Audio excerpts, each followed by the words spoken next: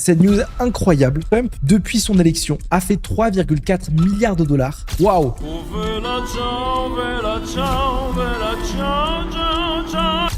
Pour Donald Trump, cette image n'est pas une représentation donc. Ok, il pense vraiment être un docteur. Trump Tower sur la Lune. Hier, il a embarrassé la livreuse de McDo en lui demandant son avis sur les personnes trans. Soit il est complètement malade, soit alors c'est un génie. Ok les amis, on est parti pour les actus de la semaine. Actu trading, actu plusieurs choses. En commençant les amis par l'actu numéro 1 qui m'a fait beaucoup rire. C'est le plus gros braquage de l'histoire. On a une marque de chaussures éco-responsable qui s'est transformée en une entreprise IA pour se relancer. Et donc résultat des courses, l'entreprise a fait plus 600% sur l'ouverture. Je vous montre juste le tickers, ce que ça donne. Je crois que c'est Beard. Voilà comment faire 600%. Vous passez d'une entreprise de chaussures qui vend des chaussures, je connais même pas la marque pour être honnête avec vous, à dire que vous faites de l'IA alors que vous n'avez jamais fait de l'IA et vous faites 600% de votre action. Voilà, c'est un braquage légal trop fort. Vous doutez bien que là, tous les CEO, après que la boîte soit complètement plate, ont tous pris leurs bénéfices. Tout le monde était au courant que ça allait pumper, donc bien sûr qu'il y a eu des zones d'achat ici. Plus 600%, bon forcément ça retrace et forcément il y a aucune raison d'acheter cette action, mais c'est toujours fun de voir ça. Et il y a plusieurs entreprises qui le font. Attention, ne tombez pas dans le piège. Hein. C'est pas parce que demain une entreprise fait de l'IA, fait des cryptos qu'il faut forcément l'acheter. Et c'est juste une réaction de masse. C'est juste une news des investisseurs. Et franchement, les plus grands gagnants dans l'histoire, ça va être les founders qui vont revendre leur position. Je pense qu'ici, ils ont tous revendu leur position. Et c'est pour ça qu'on a le cours qui, directement après, a fait moins 57%. D'ailleurs, je sais pas ce que c'est la marque. Franchement, est-ce qu'il y en a parmi vous qui ont des chaussures Allbirds? Ils ont un magasin à Dubaï. Incroyable. Ok, je connaissais pas du tout la marque, moi. C'est quand même pas rien. Ok, seconde actu que je voulais vous partager qui est assez intéressante. On a JP Morgan qui a proposé, il y a 2 semaines, à ses clients de se couvrir contre le risque lié à la dette de l'IA. C'est-à-dire venir parier sur le fait que Anthropic, ChatGPT, toute cette hype qu'on a autour de l'IA, en fait, ça va se cracher et venir dire « Ok, je prends un pari sur le fait que ces entreprises vont faire faillite et vont être endettées. » Et donc, c'est assez intéressant, pas entre guillemets, on va pas lire tout l'article sur le produit, mais c'est assez intéressant de voir qu'on a JP Morgan, on a des très grosses banques qui commencent, elles aussi, à douter sur le fait que ces entreprises, vous avez vu, Alphabet, Amazon, Meta, Microsoft, etc., sont peut-être surévaluées et donc que peut-être on pourrait avoir un gros crack boursier dans les prochains mois. Et si on a JP Morgan, non pas n'importe qui propose quand même un produit d'investissement à leurs clients, ça veut dire quoi? Ça veut dire qu'il y a beaucoup de clients qui doivent demander à JP Morgan, est-ce que c'est possible de se couvrir de ça ou est-ce que c'est possible de parier sur cette dette de l'IA? Si JP Morgan ouvre un produit comme ça, peut-être que la théorie, ce serait que, en fait, finalement, toutes ces IA, tous ces systèmes anthropiques, ChatGPT, etc., finalement, c'est très bien, mais ça rapportera jamais d'argent et donc le marché va cracher. Et si ça se passe, pour le coup, ça pourrait être vraiment un effet domino parce que le marché est ultra hypé contre ça. Je dis pas que ça va arriver, mais par contre, si ça arrive, ça peut être catastrophique. Ensuite, actualité. Alors, c'est une actualité qui s'est passée il y a quelques jours. Mais je trouve ça hallucinant. Emmanuel Macron, donc, qui va voir le Premier ministre pour discuter de la réouverture du détroit d'Ormuz. C'était le 17 avril. Le détroit d'Ormuz était ouvert depuis 5 jours. Donc, en fait, Emmanuel Macron est parti aller rendre visite pour discuter de la réouverture du détroit d'Ormuz alors que le détroit d'Ormuz était déjà ouvert. Donc, personnellement, j'ai pas trop compris sa visite et je voulais vous le partager. Des fois, ça sert à rien, en fait. Et par contre, on a appris que ce détroit d'Ormuz allait être ouvert, mais ce week-end, on a une news complètement différente. On a un enregistrement audio qui montre qu'un pétrolier indien, donc le pétrolier Sanmar Herald, était en train de se faire bombarder. Alors, je sais pas si vous allez entendre, dites-moi si vous allez entendre, mais regardez, du coup, ça a été publié hier. Écoutez ce qu'il dit. Sepa Navy, this is Motoranga Sanmar Herald. You gave me clearance to go. My name second on your list. You gave me clearance to go. You are fighting now. Et finalement, vous avez vu ce qu'il dit? Il dit, est-ce que je peux faire demi-tour? Parce qu'il a l'air de prendre des choses. Donc, on va voir ce qui se passe à la réouverture des marchés. Mais on a des rumeurs qui pourraient dire qu'en fait, le détroit d'Ormuz est de nouveau fermé et que finalement, il y a plus de bateaux qui sont en train de passer actuellement. Et là, j'aimerais faire un parallèle avec un truc. C'est ce qu'on appelle les données alternatives en trading. En fait, en trading, on peut trader avec les données qu'on voit, les publications d'entreprises, le cours de bourse, etc. Mais imaginez-vous, un fonds d'investissement, il prend un bateau, il met son bateau ici, sur le détroit d'Ormuz, il capte tous les signaux. Dès qu'il y a un bombardement, il va venir acheter le pétrole dès qu'il n'y a plus de bombardement, il va venir vendre le pétrole. Je peux vous le dire, je pense qu'il y a des fonds d'investissement qui sont sur le coup. Et là, notamment, vous avez vu, c'est une donnée captée à la radio. Si jamais c'est vrai, et en fait, si jamais on a encore des bombardements qui sont en cours, le pétrole va exploser à la réouverture. Donc, ce qu'on appelle les données alternatives est hyper intéressant. Et c'est aussi intéressant de regarder ce qui se passe sur Maritime Radar avec les bateaux qui passent. Autre news qui va impacter les compagnies aériennes avec la flambée des prix du kérosène, il y a des compagnies aériennes qui sont obligées de fermer des liaisons. Je sais que moi, j'avais un ami qui avait un vol qui a été annulé. Et en fait, c'est là qu'on se rend compte à quel point le trading est partout. Je vous dis ça pourquoi ? Parce que, en fait, les compagnies aériennes, plus le pétrole est haut, moins elles gagnent d'argent. Et là, vous vous rendez compte que le trading, c'est pas juste spéculer. Le trading, c'est aussi protéger des entreprises, protéger du business. Toutes les entreprises aériennes, même Boeing, toutes les compagnies aériennes, pour se couvrir du taux de change, pour se couvrir contre la montée du pétrole, elles vont venir tout le temps trader le marché. Si par exemple, demain, on a Air France ou une grosse compagnie qui a peur que le pétrole augmente et qui sait que si le pétrole augmente de 20%, ils sont plus rentables, au lieu de croiser les bras et se dire, bon, j'espère que le pétrole ne va pas augmenter, qu'est-ce qu'ils vont faire ? Ils vont ouvrir des positions longues sur le pétrole. Comme ça, si jamais le pétrole explose, ils sont hedgés grâce à leur position en achat. Et en fait, le trading, de base, c'est fait pour ça. De base, le trading, c'est fait pour se couvrir de quelque chose. Et il y a des compagnies aériennes qui, malheureusement, se sont ou pas assez couvertes, ou n'avaient pas prévu que ça soit aussi fort, et donc qui, forcément, sont dans des situations qui sont extrêmement difficiles. Et ça peut être aussi l'inverse. Ce que je voulais vous faire comprendre avec cet article, c'est que tout le temps, les entreprises vont venir acheter, vendre le marché. Et nous, on est des spéculateurs, c'est-à-dire que nous, on arrive sur les graphiques pour venir spéculer. On n'a pas un business derrière qui tourne sur ça. Ok, grosse news aussi dans le marché des cryptos, les amis. On a ce week-end Aave qui s'est fait exploiter. Donc Aave, c'est une crypto-monnaie sur laquelle vous pouvez faire du stacking. Et il y a eu une faille. Alors, j'ai pas trop compris pourquoi, mais en fait, je crois qu'il y a eu des hackers qui sont venus poser de l'Ethereum en collatéral pour le retirer d'un côté avec un Ethereum qui était stacké. Résultat des courses, on a le jeton Aave, donc la crypto-monnaie Aave, qui est en train de fortement corriger. On a perdu 10%. Vous avez vu, on a perdu 10% dans la nuit. Et il y a eu 300 millions qui ont été retirés. 290 millions de dollars ont été retirés de la plateforme de ça. Et quel impact ça va avoir sur le marché ? Forcément, on a la crypto-monnaie Aave qui corrige, mais surtout, les amis, ces 300 millions, ils sont en Ethereum. Ça veut dire quoi ? Ça veut dire que les personnes qui ont hacké ces 300 millions vont venir se débarrasser de leur Ethereum, vont venir liquider ces Ethereum. Même d'un point de vue, il faut qu'ils corrigent. C'est-à-dire qu'il faut ces Ethereum qui ont hacké, ils doivent les transformer pour éviter qu'on les retrace. Et donc, ça va faire une grosse pression vendeuse sur Ethereum. Et c'est pour ça que Ethereum n'est pas en forme. Parce que simplement, en fait, il y a des hacks qui sont faits. Et voilà, quand tu dumpes 300 millions, forcément, ça a un impact sur le cours du marché. Dernière news, on a appris cette news incroyable de The New Yorker. Trump, depuis son élection, a fait 3,4 milliards de dollars de bénéfices. C'est-à-dire que lui et sa famille ont gagné, grâce à l'élection présidentielle, 3,4 milliards de dollars. En juste un an.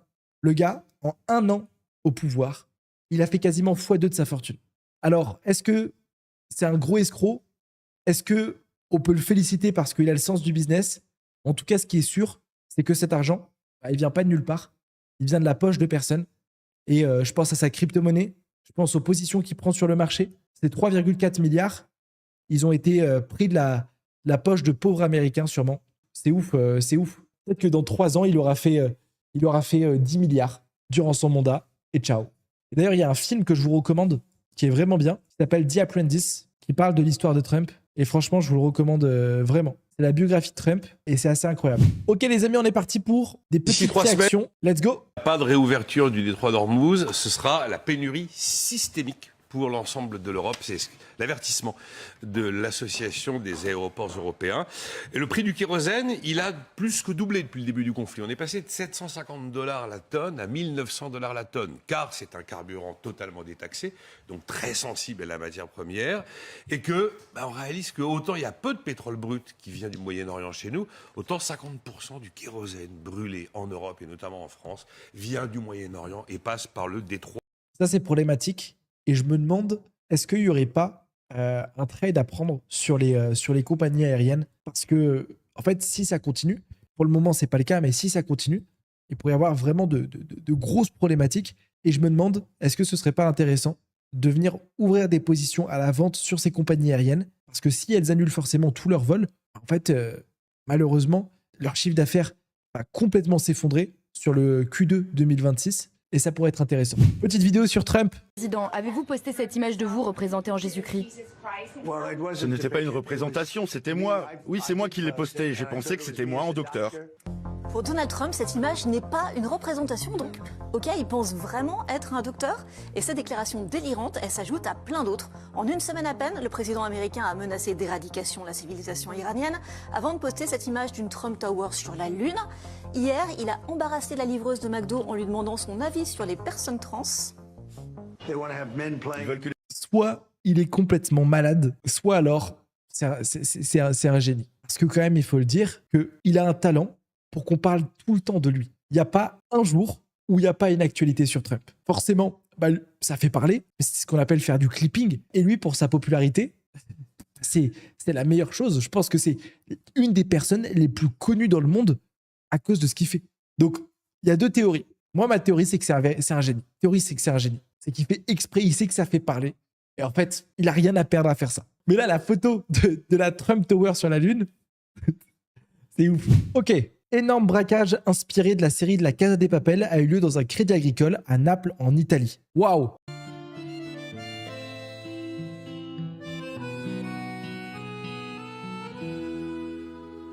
Questo è il fiore del partigiano. Oh, vela ciao, vela ciao, vela ciao, ciao, ciao. Ils sont rentrés par ici. Oh. Questo è il fiore del partigiano.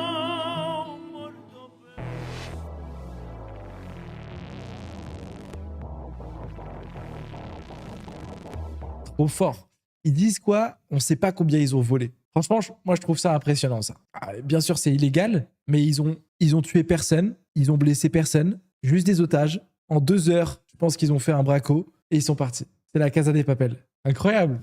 Premier trimestre 2026, Samsung, ce fabricant d'électronique sud-coréen, a réalisé 38 milliards de dollars de bénéfices. bénéfice. Oui, ça fait 33 milliards d'euros de profit, pas de chiffre d'affaires, de profit sur 3 mois. Il est en route pour dégager sur l'année 200 milliards de dollars de profit, ce qui en ferait l'entreprise la plus rentable de tous les temps, dépassant... Attendez, c'est incroyable là, les résultats de Samsung. Ils ont fait combien? Attendez, depuis 2025, je ne savais pas. En 1 an, ils ont fait x4. L'action, elle est passée de 50 à 220 dollars, plus que x4. Moi, je suis team Apple, mais je crois que Samsung, c'est une très belle entreprise parce qu'ils font leur propre puce. Quand tu compares du coup à Apple, qui, elle, depuis le début d'année, 60%. Trop fort. Trop fort, trop fort. Incroyable. Ok les amis, hyper intéressant. Ça a toujours été mon rêve de le visiter. Ressemble la plus grande réserve d'or d'Europe. Ces images ont été tournées dans le sous-sol de la Banque d'Angleterre, située en plein cœur de Londres. Il s'agit de la plus grande réserve d'or d'Europe. Les journalistes de Sky News ont eu l'autorisation de la visiter. Dans cette salle, il n'y a qu'une petite partie du trésor. Au total, il y a 12 pièces qui abritent plus de 400 000 lingots Mon rêve. d'or, d'une valeur dépassant les 60 milliards d'euros. Chaque lingot vaut un peu plus de 160 000 euros, et sur les 5 000 tonnes d'or stockées sur ces étagères, seulement 300 appartiennent au Royaume-Uni. Vous savez qu'en France, il n'y a personne qui est au courant, mais il y a ce qu'on appelle la souveraine qui est sous Paris, avec dedans toutes les réserves d'or de la France. Je suis en train de faire une vidéo YouTube dessus et c'est hyper intéressant. Et l'architecture de la souveraine, c'est ouf. Ils ont un truc comme 9 cm de ciment, ils ont de l'eau qui passe dessus, tout est hermétisé. Et ça, c'est mon rêve d'aller visiter ça. Imaginez-vous tous les nombres de lingots d'or qu'il y a. 60 milliards d'euros, ça doit bien être protégé. Hein. Parce que ça, si c'est braqué... Qu'est-ce qui se passe ?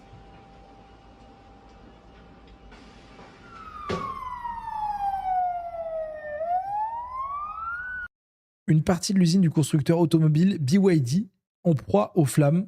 Pour le moment, on ignore s'il y a des victimes. On va voir ce qui se passe sur le cours. BYD, je crois que c'est ça. Là, vous imaginez tout le data center qui brûle. Forcément, ça va avoir une grosse répercussion. Il y en a un qui a dit, et après, ça nous fait chier avec la pollution. C'est vrai que là, venir éteindre la lumière de ta chambre quand tu parles de ta chambre, c'est pas hyper utile quand tu vois ça.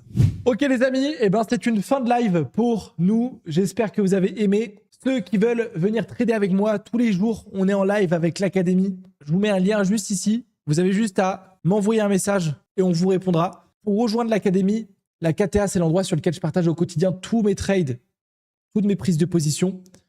Il n'y a pas d'abonnement, il n'y a pas de paiement.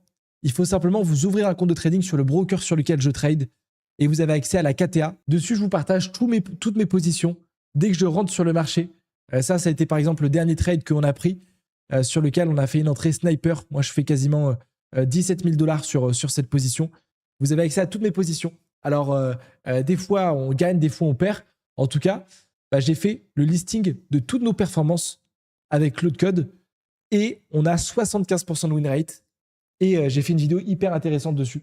Donc, si vous voulez progresser en trading, les amis, rejoignez la KTA. C'est du concret. C'est bien beau de voir des vidéos sur YouTube, mais il y a quoi de mieux que faire du concret? Parce que la théorie, c'est bien, mais c'est pas ça qui vous rapporte de l'argent. À un moment, il faut passer à l'action. C'est un des critères les plus importants. Et voilà. Bref, les amis, envoyez-moi un message pour ceux qui veulent faire leur démarche de l'académie. Il y a en plus 100% de bonus avec Axie jusqu'à lundi soir. C'est-à-dire que vous déposez 1000, vous avez 2000, vous déposez 3000, vous avez 6000, vous déposez 10 000, vous avez 20 000. Donc c'est un gros truc. Ils le font pas souvent. Et là, ils nous l'ont débloqué avec le code, je crois que c'est 600. Donc, ceux qui veulent y avoir accès, envoyez-moi un message et on vous débloque l'accès en même temps à la KTA pour progresser sur les marchés. Ciao les amis, à demain en forme pour tout exploser.